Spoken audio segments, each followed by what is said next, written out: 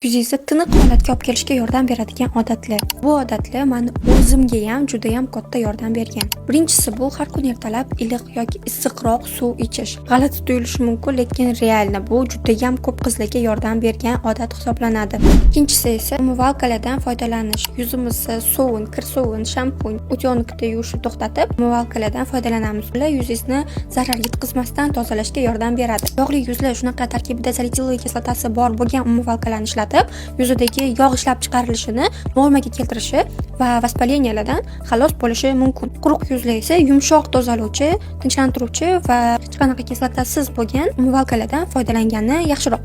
Uchinchisi esa обязательно SPF kremlaridan foydalanish. Bu yuzinglarni faqat quyosh nuridan emas, umuman tashqi muhitdan himoya qiladi. Qarishni oldini oladi va yuzinglar har doim chiroyli yosh bo'lib turishini kafolatlaydi. Bu videoni ko'proq odam ko'rishi uchun eng yaqin o'rtog'ingizga jo'natib qo'ying.